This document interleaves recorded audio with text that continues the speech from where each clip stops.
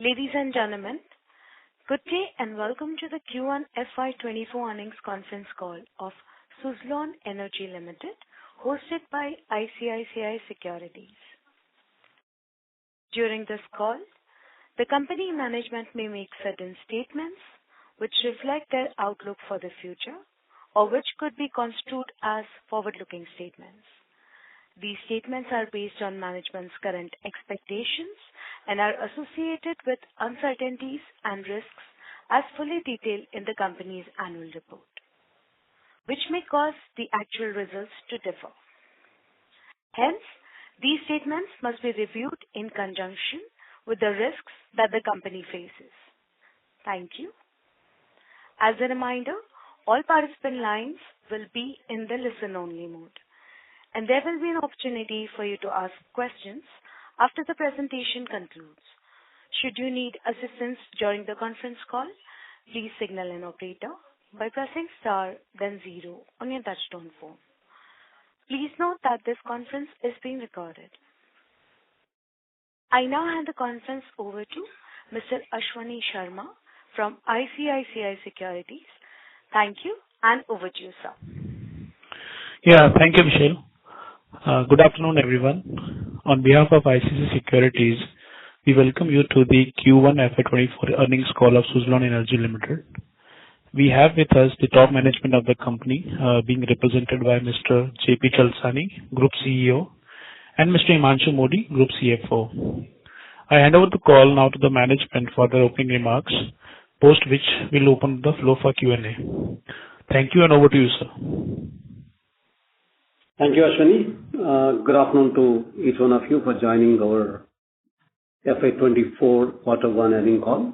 I hope you had an opportunity to review our results and the investor presentation released a few hours back. We will now share with you an overview of the industry, and we will walk you through Q1 performance. We will then take your questions. With good policy initiatives from the government, the wind energy and renewable energy sector has got much needed impetus. The 2030 GOA target of 500 gigawatt of non-fossil fuel-based capacity includes a healthy mix of wind and solar capacities. So wind to the extent of 100 gigawatts and solar to the extent of 300 gigawatts. The idea is to have both solar and wind to coexist and not compete with each other, and this combination gives us the lowest cost of generation to meet the demand. This helps in diversity of generation sources and is also healthy from the perspective of grid health. The fact that wind is also available during the late evening and night, when the power demand in India peaks, helps balance the power generation profile and also supports the grid.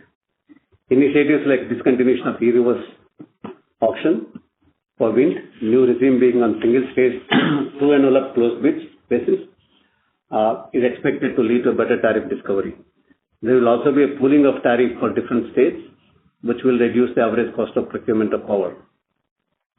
The good part is that under the new bidding, the wind capacity will come up in all 8 windy states, significantly opening up the availability of land and evacuation infrastructure. The MNRE has also announced a renewable energy projects bidding trajectory of 50 gigawatt per annum, which includes 10 gigawatts of wind from FY24 to FY28. There is also a monthly RE bidding plan in place for FY24, which will be conducted through renewable energy implementing agencies like SECI, NHPC, NTPC, and SJVN. FY24 wind bid plan, 2.5 gigawatt each by SECI, NTPC, NHPC, and SJVN. That's totaling to 10 gigawatts. Hybrid projects and K&M market shall further drive up the demand for wind, which will be over and above this 10 gigawatt per annum plan. Initiatives like ISTS waiver extension for COD of projects till June 2025 and gradual phasing thereafter will boost C&I segment and lead to huge demand for RE projects. Wind repowering potential of 25 gigawatts and green hydrogen mission targets, RPO, RGO obligations, green open access regulations, etc. will further boost the sector. Our cumulative orders of 1582 megawatt include order book as on June 30, 2023 of 1433 megawatt plus orders announced subsequently and subsequently 149 megawatt. 1433 as on June 30th and 149 megawatt thereafter. This is also a well diversified and healthy order book. Our priority going forward is to pursue quality orders with higher value and better margins. Our focus remains on executing and building our order book. Our service business continues to do well with 14.2 gigawatts capacity under our service. I would also want you to know about the business impact of cyclone, which hit Kutch and Saurashtra regions of Gujarat during June 2023. It also affected our OMS operations in a limited manner, and some of the customers' WTG along with transmission lines and other HT network were damaged. Restoration works are ongoing at the said wind farms, and these are expected to be completed soon. Net of expected insurance claims, on a conservative basis, the company has provided for an expenditure of 20 crores during Q1 towards restoration expenditure. With the strong fundamentals and strong sectoral tailwinds, Suzlon is now well equipped to leverage the market opportunity arising from energy transition. I would now like to invite Himanshu to take you through our financial performance. Thank you, JPC sir, and good evening, ladies and gentlemen.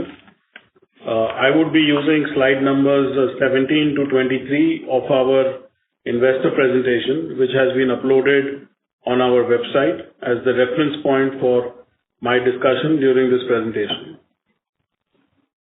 Q1 FY24 has seen us register consistent improvement in all our key parameters. Our balance sheet gets even more stronger, and our fundamentals have strengthened with a focus on bottom line based on performance. We are pleased to report that we are ending the quarter with a strong consolidated net worth of 1,297 crores. Our gross debt for the quarter stands at 1,806 crores, which is a substantial reduction from little over 13,000 crores in March 2020. Our net debt as of 30th June 2023 is 1,223 crores, resulting in a net debt to net worth ratio of 0.9, which is less than 1, which is quite healthy. Our consolidated PAT for Q1 FY24 before exceptional item stands at 93 crores. This is against Q1 PAT of the previous financial year FY23 before the exceptional items was negative 37, and our Q4 PAT of FY23 was positive 68 crores. This is all before exceptional items. With continuous focus on deleveraging of the balance sheet in the last financial year, we have achieved a substantial reduction in net finance costs, which for Q1 of FY24 stands at 51 crores versus 148 crores in Q1 of the previous financial year, resulting in a substantial reduction of 66%.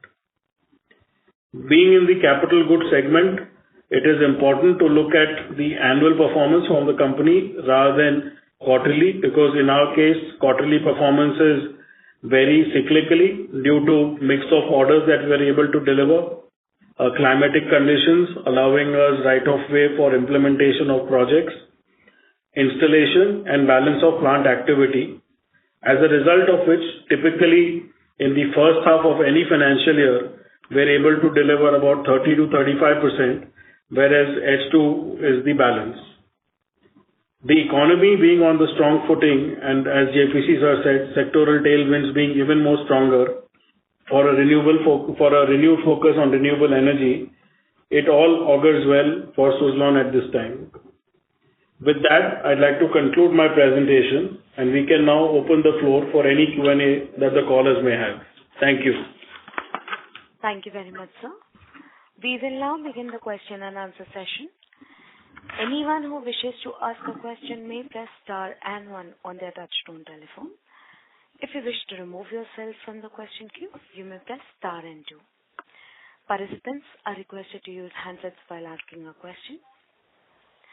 Ladies and gentlemen, we will wait for a moment while the question queue assembles.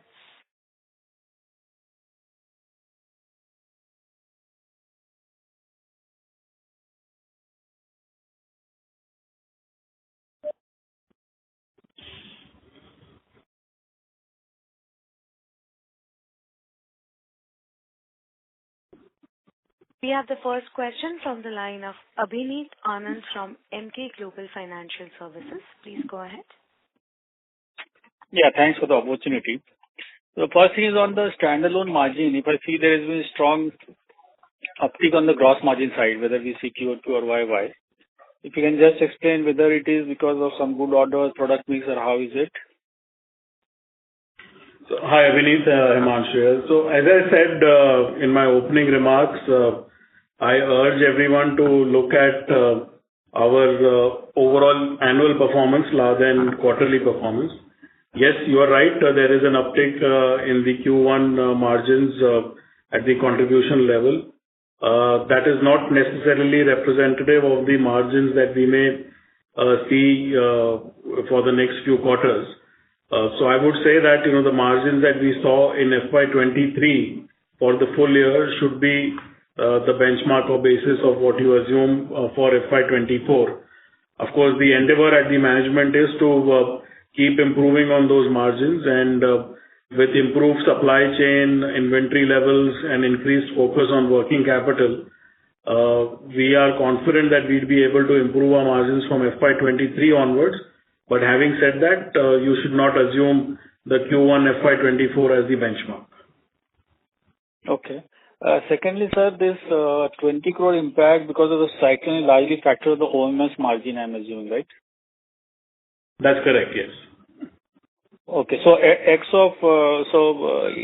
think earlier you guys used to talk, give a guidance of around 40% on the margin for OMS. That should be a fair assumption? Yes, I think if you add back the 20 crores that, we should, for this exceptional, then we would be at about a little over 40% in operating margins. Okay. And in terms of order pipeline, if you can throw some light in terms of F24, obviously, ordering for Suzlon has been good and some of the other players. So for the rest of the year, how is the pipeline looking? I understand there is a large tailwind in the industry, but from a pipeline perspective, next 3 to 6 months, how are the inquiries and all? We are seeing, continue to see the traction in order pipelines, both from the bidding side, which is like utility PPA basis, and also we are looking at a large interest in terms of the C&S segment, including the retail segment. Obviously, there's a lot of interest, and the interest also is interest is also significant because of 3 megawatt having come out. So the momentum continues. So I would say that much. So, and we're looking at FY25 as well as there could be potentially moving at some orders which will get locked in even for beginning of FY26, because now the projects are, like 24 to 30 months sort of a thing. Like latest SECI bids which got the awarded to some of the players, these things would have even some part of it coming in FY26 as well. So even those discussions are happening. So we are quite optimistic about the order pipeline and the interest being shown from all sections. Thank you, sir. Those were my questions. Thank you. Thank you. The next question is from the line of Amish Kanani from JM Financial Services PMS. Please go ahead. Yeah, hi sir. Congrats on a good set of numbers. Sir, 2 questions. One, if you see the quarter execution looks relatively low vis-a-vis our order book.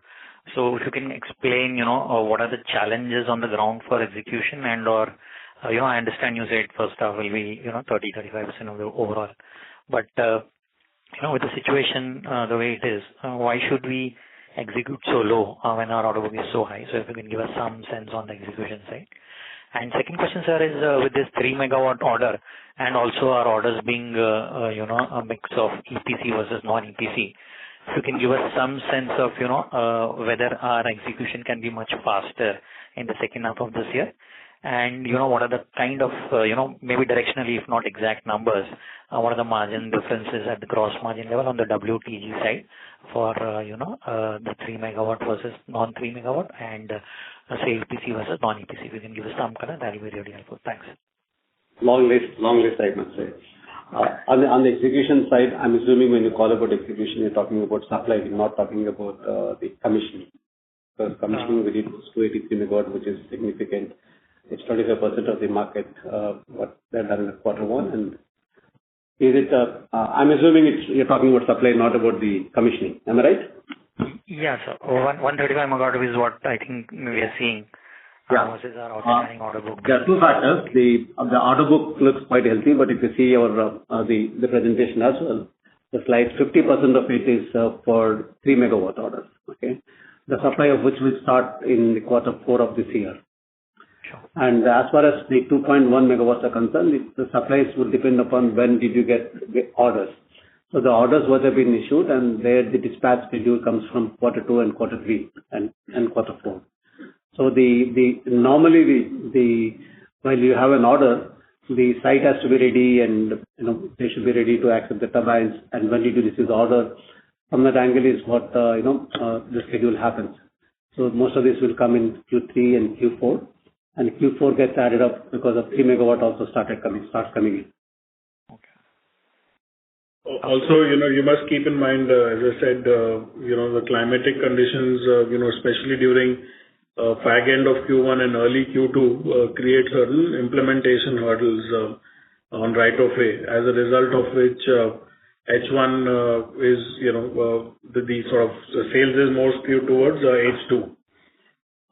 To your point on margins, as I mentioned earlier, you should assume FY23 margins, the gross margin, as something that we can definitely continue with.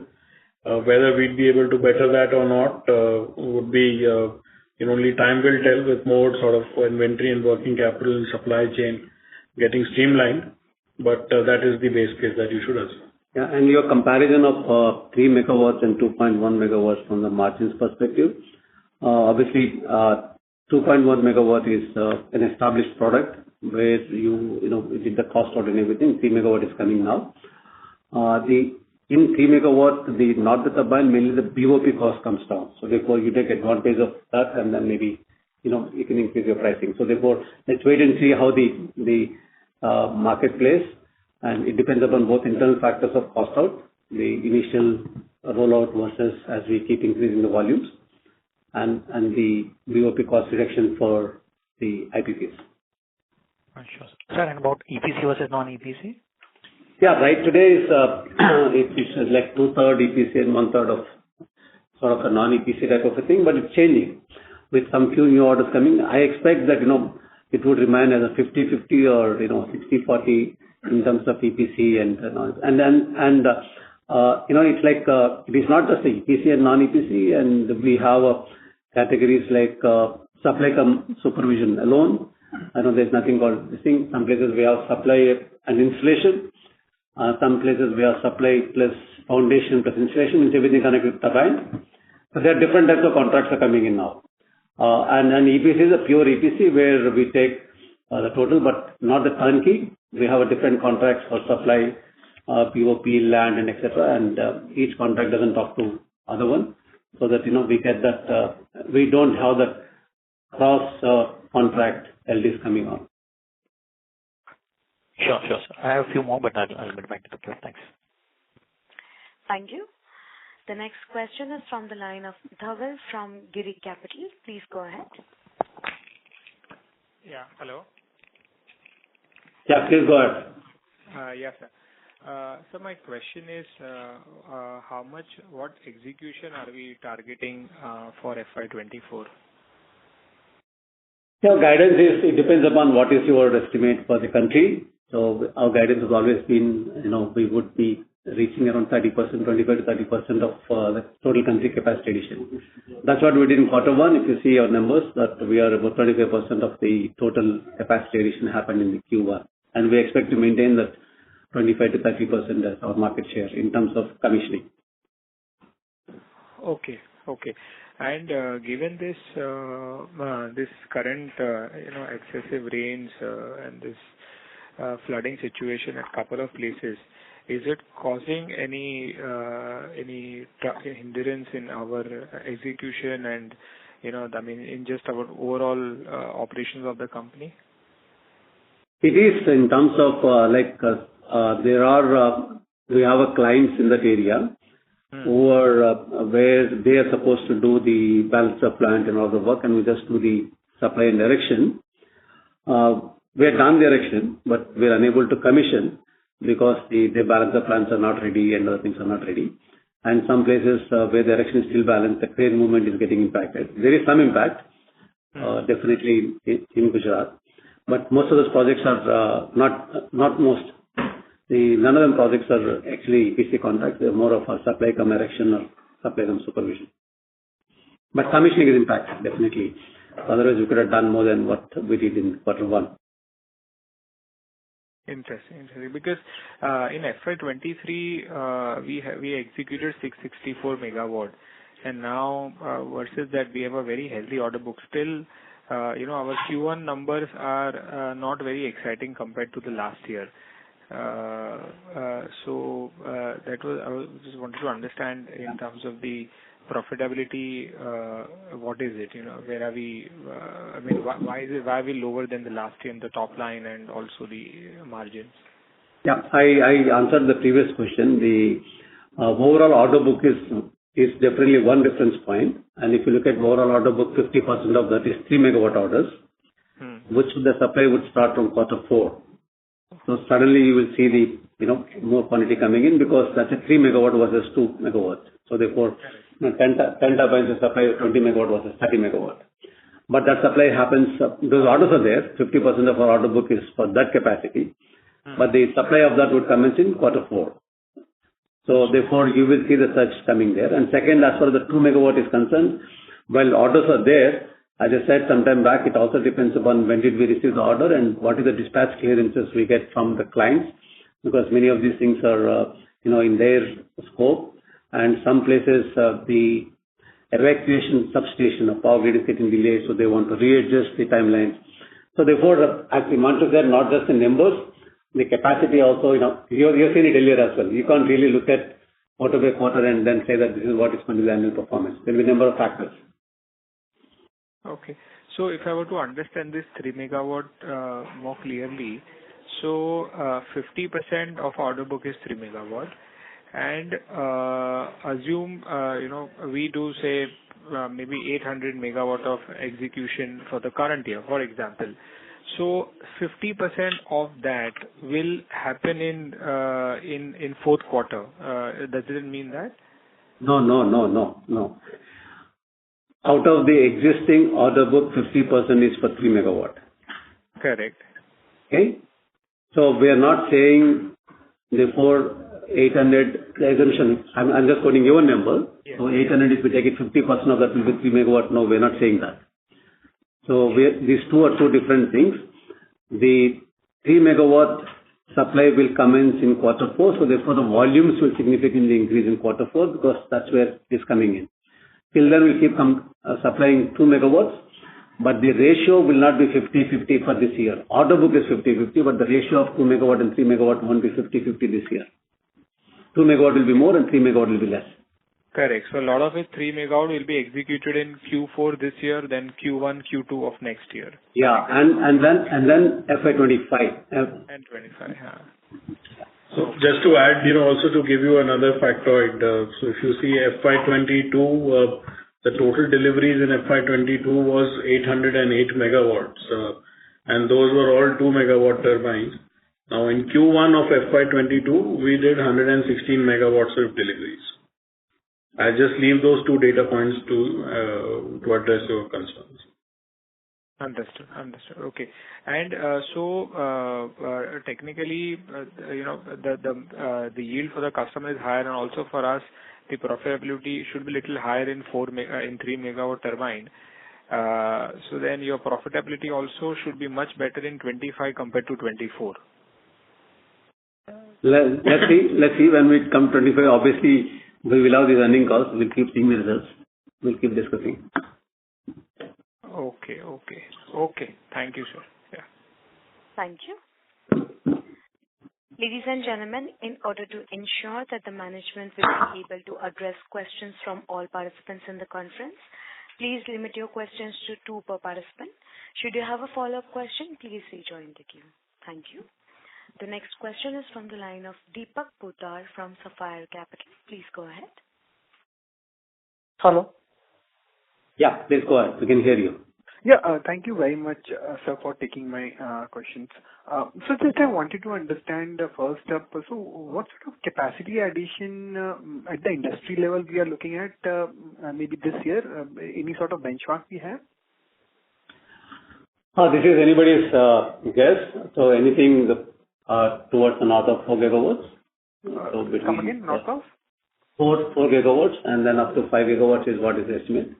And let's say the quarter one, if you look at it, quarter one, we did about 1140 megawatts.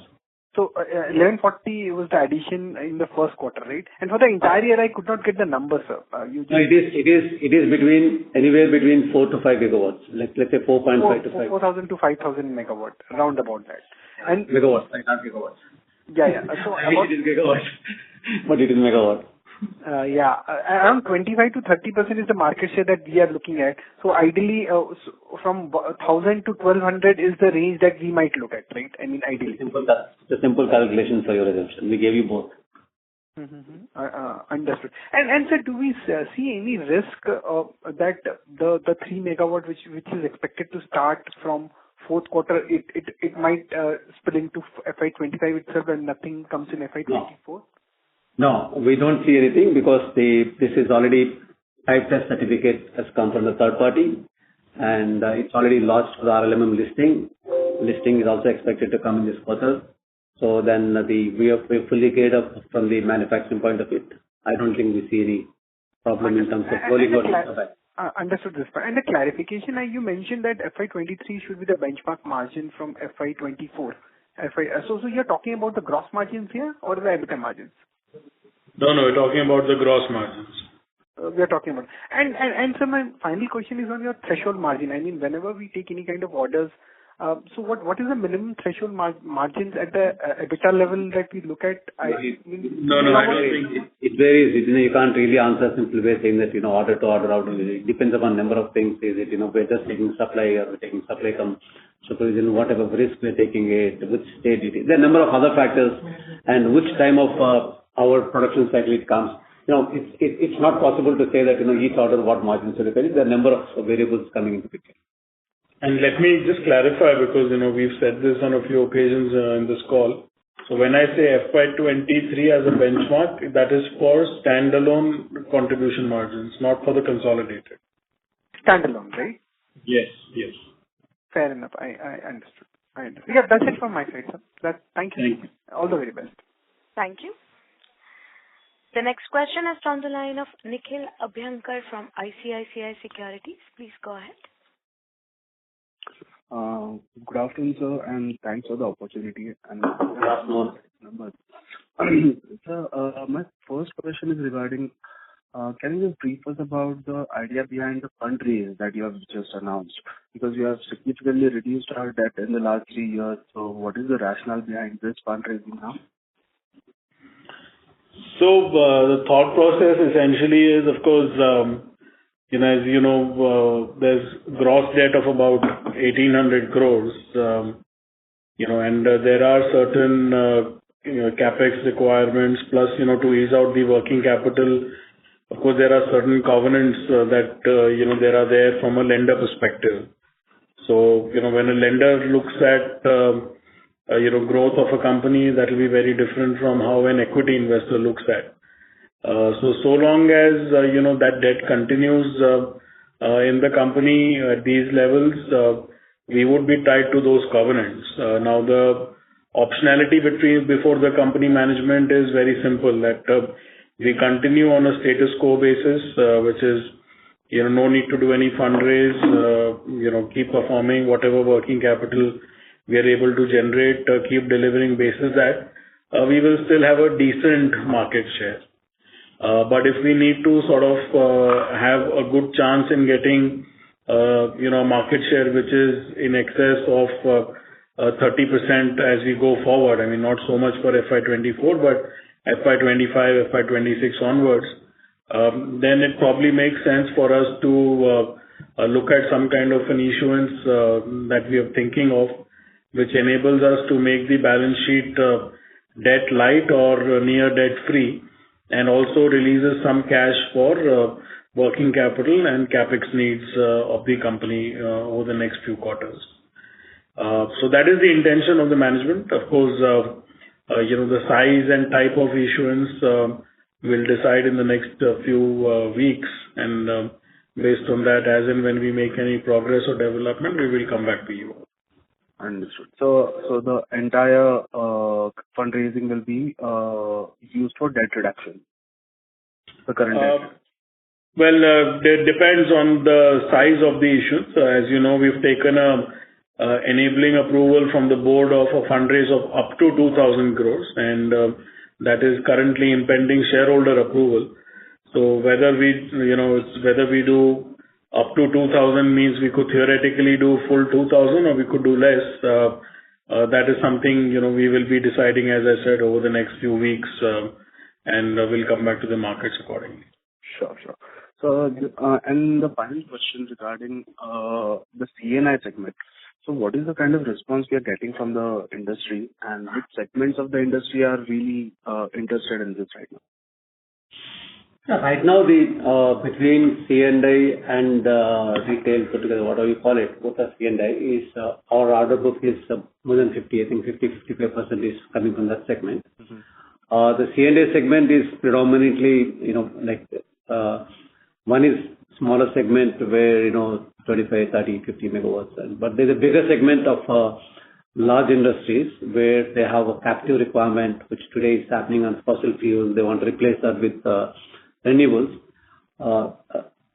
Just for an example, giving few names like Aditya Birla Group or Tata Steel or the Sterlite. There are various big companies who are trying to do this.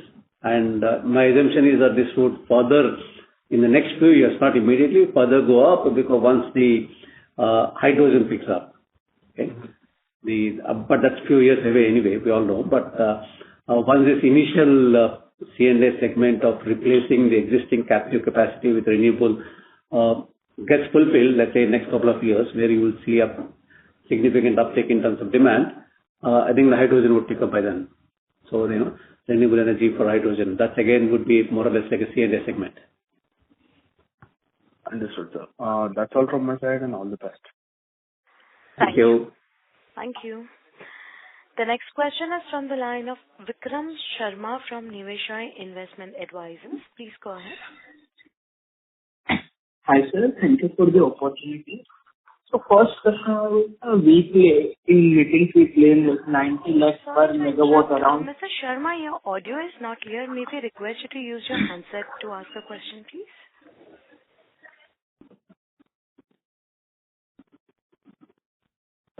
Hello? Yes, Yeah. sir, please continue. Yeah. So I was asking, we claim 90 lakhs per megawatt around contribution, and we have fixed expenses around 550 crore around. So I wanted to know breakup of 500 crore fixed cost, and I also wanted to ask, it will remain same if we do like 3 gigawatt, if we once we add our 3 megawatt capability. So what will be fixed expenses for company per annum? So let me just try and understand the question, because audio was a little faint. So in terms of contribution margins, as I've said, I'm not commenting on rupees lakhs, but one should assume mid-teens as a contribution margin, which is what we did in FY23. And as I said, we'll endeavor to improve on that, but you should not take that as an assumption. So far as fixed costs are concerned, yes, our fixed costs are approximately 500 crores on the manufacturing side. We won't be able to give a split of that, but that is, various corporate functions, our technology group, R&D team, manufacturing facilities, all put together. So we won't be able to provide a split on that. And, if we even once we get 3 megawatt turbine into serial production, we don't see a significant increase in the fixed costs other than what inflationary increases would normally be there. And sir, second question, what will be our 3 megawatt plus capacity in FY25? Let's say it's a case. Right now, let's not get into that because first requirement is that the quarter four stabilize and then look at the FY25, what would come. So right now, we are getting in different modes. It all depends upon what is the blade capacity. So that's where I want to leave it. Okay. And last question on O&M portfolio side, like what is our... Sir, your voice is muffled. We are not able to understand what you're speaking. Hello? Sir, this is better. Please continue. Yeah. So I was asking what is our revenue per megawatt on O&M portfolio side and what is expenses on that side? So again, if you see the investor presentation, we have given details of the each business and certain broad KPIs. So slide number 20 on the investor presentation, you will get the details, answers to your question. Thank you. Thank you. Thank you. We have the next question from the line of Priyesh Babaria from Max Life Insurance. Please go ahead. Thank you so much, sir, for the opportunity. And congratulations for the good set of numbers. Sir, you just rightly mentioned that our fixed cost is around 500 crores or so, and it is expected to increase when we execute 3 megawatt portfolio. So can you please elaborate on the same? No. That's not what we said. We didn't say the fixed cost will increase. We said, in fact, the fixed cost will not increase if we add the 3 megawatt portfolio from Q4. The only increase will be on account of normal inflationary cost increases. That's it. So 500 crores would not see an increase. Okay. That's all from my side. Thank you. Thank you. Thank you. The next question is from the line of Vineet Kala from Xylem Investments. Please go ahead. Thank you. So you had mentioned about these government orders of 2.5 gigawatts being floated by these 4 entities. So recently NHPC mentioned that they would want to focus only on solar. So how do we see this and what is the level of commitments have these 4 entities already given on these orders to be floated? See, the directionally government said that we will do 50 gigawatt per year bidding, and then out of that 10 gigawatt is for wind. That's one direction. Second thing is the pure solar is not the recommended route today because solar is already touched. As I said that last time also we discussed, when you go to 2030, as per the CEA detailed study, if you want to meet the grid demand, not talking about the captive demand, grid demand in 2030, least cost option they said is 300 gigawatts of solar and 100 gigawatts of wind. Okay. Obviously, we all know that in India we are extremely sensitive to the tariff, and if that is the least cost option, whether you do it pure solar, pure wind, ultimately you need to pay some RTC. So therefore the wind, especially now if you see the last few months, there is an uptick on the wind because the wind has to catch up. There is two types of hybridization. One happens at the project level, second happens at the grid level. Today there is more push on the wind to do it. In fact, if you see that SECI had issued the RFS for 2.5 gigawatts of wind, the NIT they've issued, they're supposed to compare with RFS. So I think it is not, we always said it is not solar versus wind, it is solar and wind, and what the required for grid stability plus which gives the least cost generation. So therefore directionally the government is also saying if we are at 43 gigawatts today, we need to go to 100 gigawatts of wind by 2030. So therefore we will first focus on that part of it.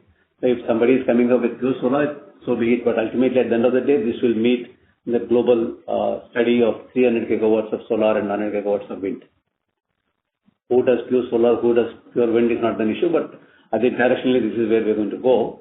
And obviously when it comes to the C&I segment, it's like, again, they will do a hybrid depending upon the load profile of the captive load, and they will do the other calculations.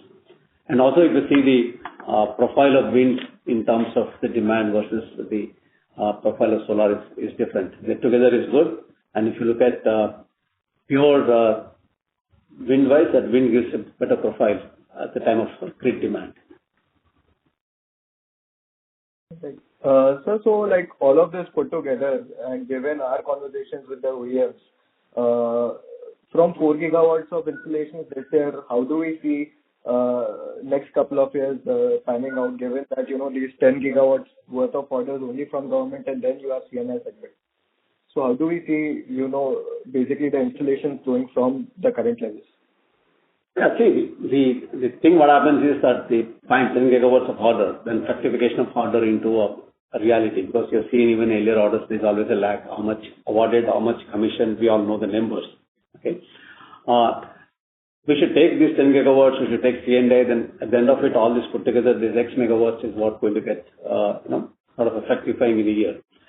The government is talking about, let's say, even if you take this target at 2030, you need to do about 7 to 8 gigawatts a year. If you're at 43 gigawatts today. So therefore, let's say the range of 7 to 8 gigawatts is what is the requirement. Then it depends upon the infrastructure, it depends upon the cranes availability and supply chain. When I say supply chain, not just a pure WTG, because component supply chain, looking at globally what's going to happen, all these things will play a role, but the government is hoping that we will reach 7 to 8 gigawatts shortly. Fair enough, sir. So my last question is on the O&M segment at the margin. You mentioned like we had this cyclone impact of 20 crores. Even adjusting that, I mean, on a year-on-year basis, the EBIT margins are off by 10%. So what is the sustainable margin to look at? You mentioned 40%, but I mean, most like our competitor is doing a much better number than that. So I just wanted your view as to how to look at this segment and the sustainable margins thereof. So on a margin, I would say that EBITDA margin would be a little over 40% is what one should assume. Given the scale of the capacity that we have, which is 14 gigawatts plus already installed, and of that, close to about 13 gigawatts is revenue generating, whilst about close to 1 gigawatt is under warranty period still. So I would say that look at the margin profile as being 40%. I don't want to comment on competitor margins. That is, your analysis from publicly available data. But from our perspective, that's what you should. Yeah, we also expect you to look at the margins of comparative competition. Okay, that would give you the real test for this. Fair enough. Sure. Thank you. A reminder to all the participants, may we request you to limit your questions to 2 per participant. Should you have a follow-up question, please rejoin the queue. Thank you. We have the next question from the line of Dhaval from Girik Capital. Please go ahead. Yeah, hello. Hello. Yes. Yeah, please go ahead. We can hear you. Yeah. Sir, my question is with regards to the managing the raw material volatility. So given we have a lot of bought out parts for our turbine. Now, from the time you say you have order book currently until the time you ship out that final turbine, and the steel price goes up by 20% and some other raw material goes up by whatever percent, how does that adjustment take place with regards to passing on? Because that can eat up a lot of your EBITDA. Okay, the input cost for any component would depend upon 2 factors. One is their input price, that's the steel, what you said, and second thing is the demand. These two actually make. As the steel is concerned, in all our contracts now it's a pass-through. So on the steel price, it's a pass-through in our contract. So therefore, we are hedged that way on the contract is. And as for the commodity is concerned, and as for the component, other prices concerned, you keep placing your orders, your relationships, so you manage. So therefore, we've been managing this for years. So how to do with vendors? It's not. But as for steel price is concerned, it's a pass-through in the contract with. Sir, the current participant has left the queue. We move on to the next question, which is from the line of Ishan Bhargava from MK Global. Please go ahead. Hi, good evening, sir. Thanks for the opportunity to ask the question. Simple question. What is the capital expenditure that you envisage for the next 2 years? You want a simple answer? Yeah, I wish there was a simple answer to that. Next 2 years, I don't think, even we are in a position to project right now. But in this year, especially FY24, our sustenance capex is about 100 crores, which we will certainly, of course, continue. In addition to the sustenance capex, we envisage an additional capex of a little over 200 crores to be incurred in FY24. And that's largely to adding further mold capacity of our 3 megawatt turbine. Understood. Thank you. Thank you. Thank you. We have the next question from the line of Pradyumna Chaudhary from JM Financial. Please go ahead. Yeah. Hi, sir. So, I just wanted to understand on the O&M side, once we deliver a certain turbine, so usually when does the O&M revenue start coming from the same? What's the time horizon, time gap? So, from the commissioning date, depending on the contract, there is typically 2 to 3 years of warranty period, which is, free OMS that is built into the sales price of the turbine. So most of our contracts would have 3 years. So typically from, let's say, 37th month onward from commissioning is when the billing for O&M would start. Understood. So, suppose something is getting commissioned today, so we can assume that the revenue will start flowing in 2026. O&M revenue. Yeah, depending upon which month. So suppose, yes, as if the July is done, and then obviously 36 months per month now. And usually these contracts are for how long? The contracts are normally for full life of the turbine, but then there are review clauses. So it varies. Somebody says 7 years, somebody says 10 years, somebody says 12 years. And segment-wise, retail, different. But it's for the full life. Even in the corporate side, that's the idea. Usually it's for the full life for at least 10, 12 years. Yeah. Understood. Thank you, sir. Thank you. We have the next question from the line of Faisal Zubair Hawa from HG Hawa and Company. Please go ahead. Sir, we now have a promoter stake, which is, one of the lowest in the corporate world. How will the promoters ever have any skin in the game, with such a low promoter stake? And secondly is that how if there is this huge explosion of orders that comes up from corporate India also owing to green energy, we may again be short of capital because so will we again go towards the debt route, or you have something else in mind? See, the first one, skin in the game, everyone knows what was skin in the game of Mr. Tulsi Tanti, not just in Suzlon, in the sector as well. Okay. So how they've been up and down, the stake is down for different reasons, because of the journey of the company. And even today, the chairman and vice chairman are from the promoters, and they have a completely deep interest. And because the one which they started, I don't think it just depends upon what is the stake. It's a question of extent of involvement and the commitment. And when you see the orders flowing, so obviously, also from the other industries, that what is, they all understand what is the commitment of the promoters to this. And on the second issue, Yeah. So, you want to add? Yeah. So to further add on to that, one must not forget that close to 250 crores has been pumped in by the promoters in the company in the last 2 years by way of rights and the preferential allotment. So, I don't think if they are willing to commit this kind of capital, so I don't think one should be wanting to question the commitment despite low stake. And so that's one. On your second point, if there's such an explosion of orders, would we really come back to the capital markets? Difficult to predict the future, but I would say sitting here today, my best case assessment would be unlikely. because there are other pockets of assets within the company, which we would look at value add or monetization, which of course we've not lost our focus on.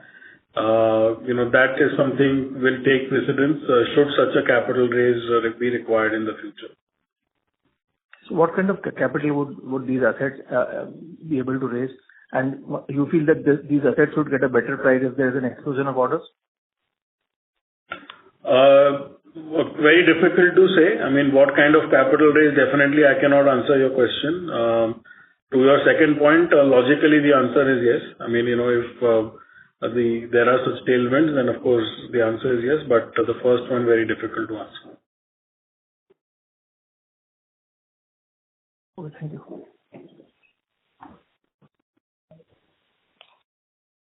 Thank you.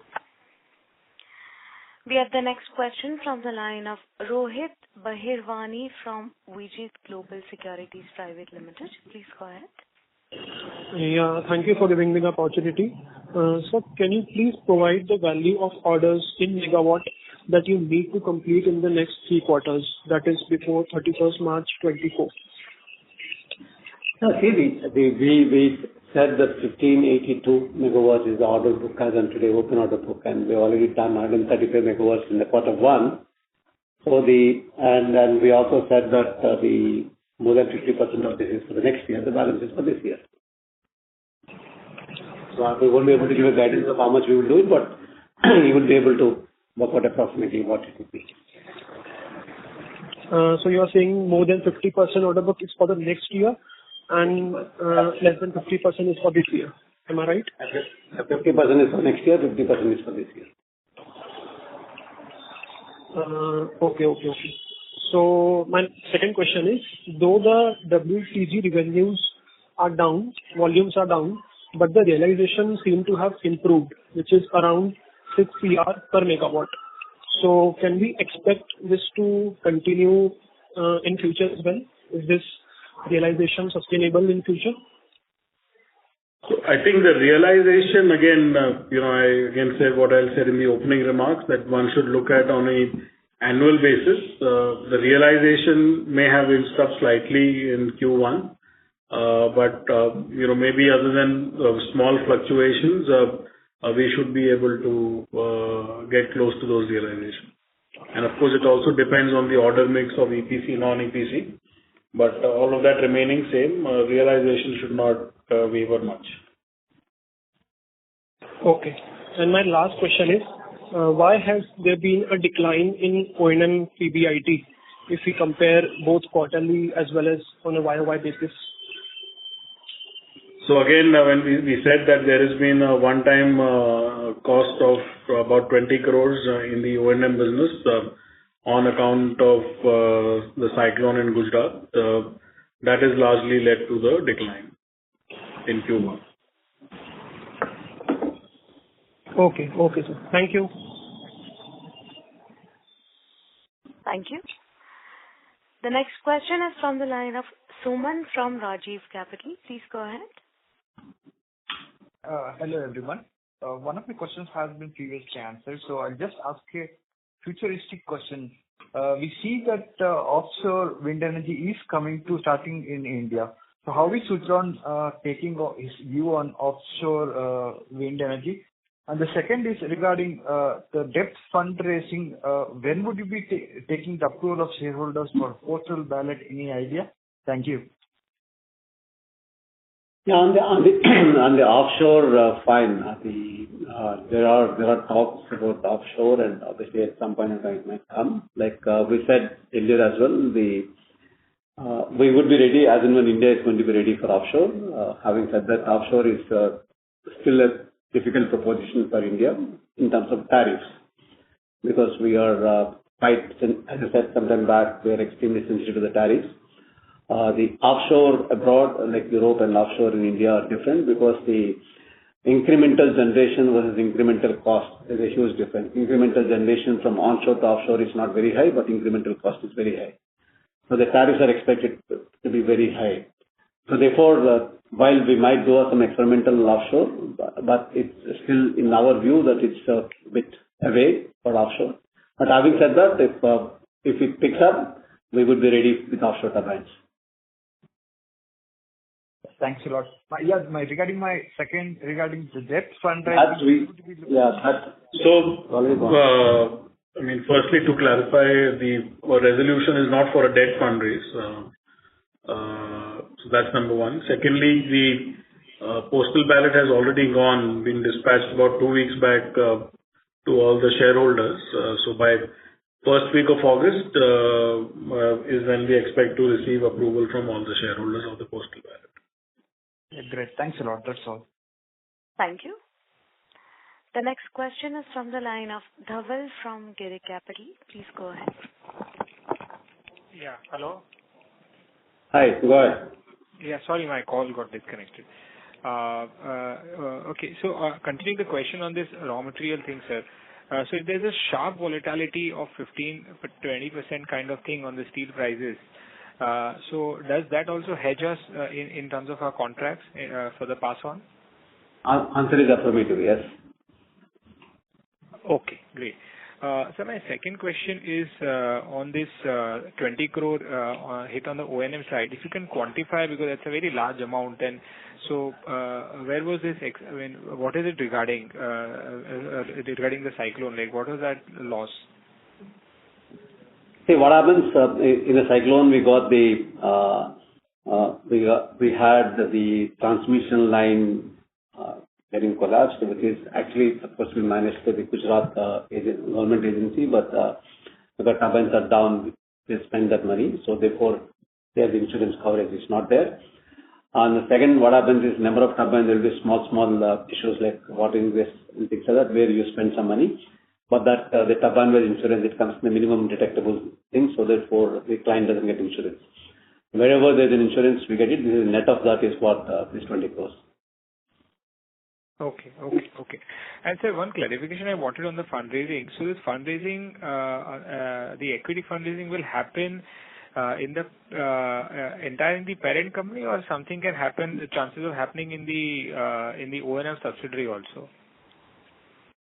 So the resolution right now that has been moved for postal ballot approval by the equity shareholders is for equity issues at the parent company in the list co. Okay. And sir, the fully diluted number of shares will be, as on today, will be 1267, right? The figure? Yes, including for ESOPs. So about 20 crore shares have been approved by the shareholders on account of ESOPs. So after that, adding that 1267 is the right number. Assuming that all the ESOP shares will get vested and granted, which of course will happen over a period of time. Currently, other than ESOPs, about 1,247 crore shares is the fully diluted capital, of which roughly about 5 crore shares still remain outstanding as partly paid, and about 1,242 crore shares is fully paid up. Okay. And sir, what are our plans for SE Forge in terms of any capex would be required there?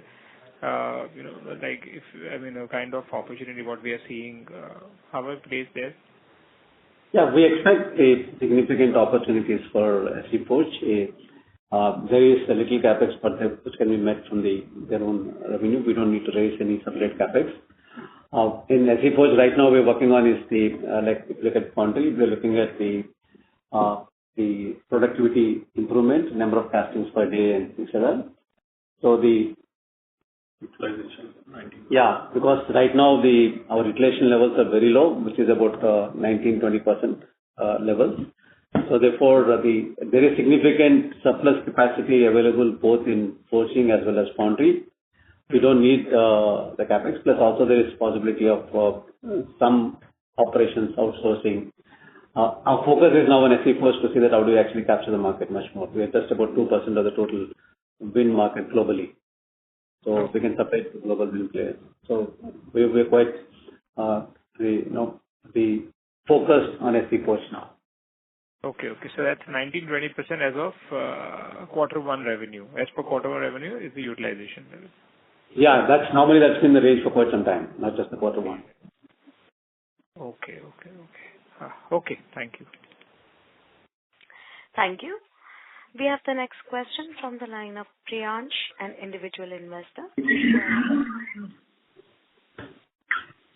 Hello. My first question is regarding these ITST charges, which are going to be incurred for the COD after 30 June 2025. So kindly advise that how Suzlon is gearing up for this scenario after 2 years. No, it is not for us to gear up. It's basically for the IPP. So obviously there will be pressure for commissioning by 30th June 2025 to get 100% this thing. Thereafter, it's also a tapping, which goes to 75, 50, and 25, depending upon when it is commissioning. It's not completely becoming zero post June 2025. So therefore, especially the C&I segment, there is a lot of urgency for meeting this 100%, means taking advantage of this 100% waiver in ISTS. Can you please speak slowly so that your voice is clear, sir? Yeah. See, this 2025 June commissioning is for 100% waiver on ISTS charges. Yeah. For the life of the project. Okay. Mm-hmm.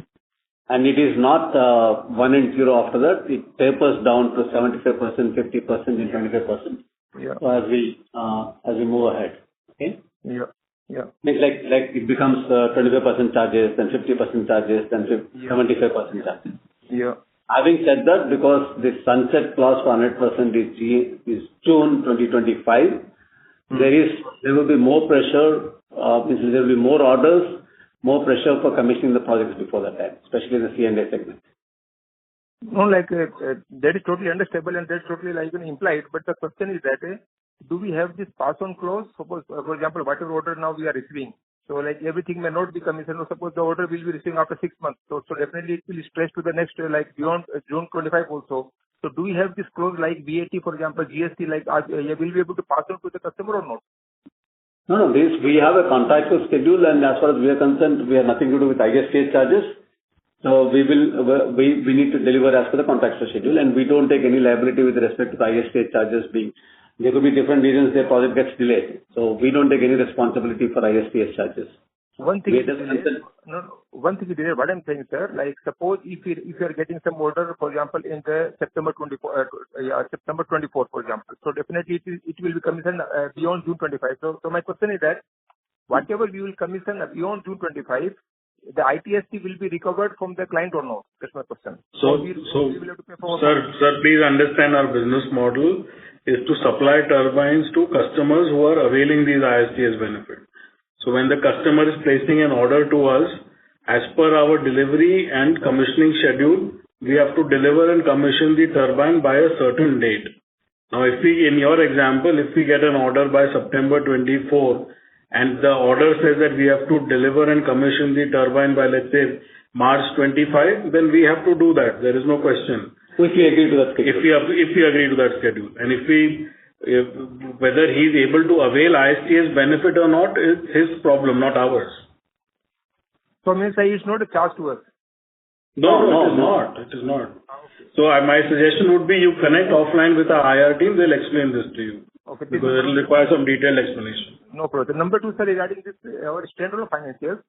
Means external financials are definitely not very good. Still, for example, our PBT is in loss only.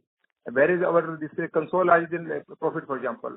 So what action or what corrective action we are taking to turn around our standalone financials, for example, pruning the cost or capacity, exceeding whatever. What is the action plan to bring the standalone profitability?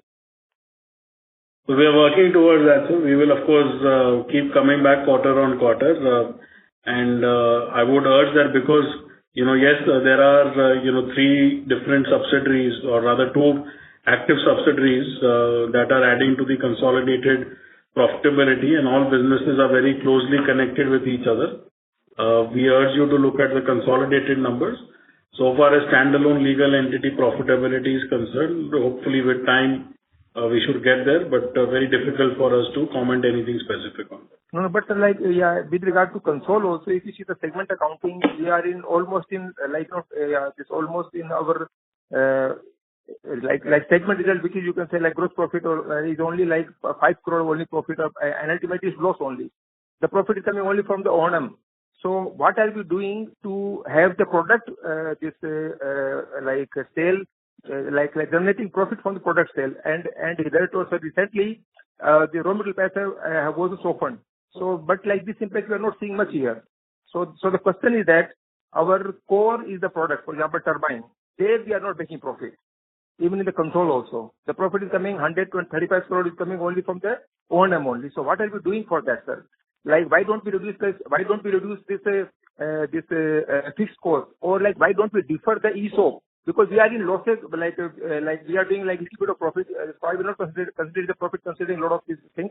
Or even if you have a small profit, we are too liberal in give 20 crores, so for example, ESOP. So let us do something, something, for example, even in the case of Wipro, like this, the chairman of Wipro has taken 50% hit in their salary.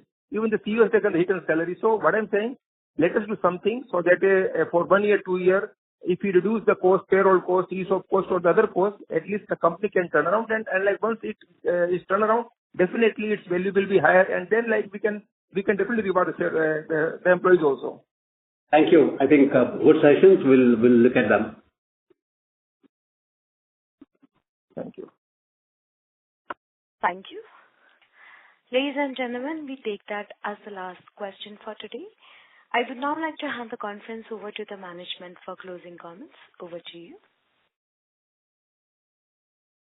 So I think thank you very much for attending the call and taking time out today. For any follow-up queries or questions, me or my IR team are available. You can reach out to us, and our presentation is available on the website. And we either will see you in person over the next few months or speak with you during the quarterly 2 call results. Thank you so much. Thank you very much, sir. Ladies and gentlemen, on behalf of ICICI Securities, that concludes this conference call. We thank you for joining us, and you may now disconnect your lines.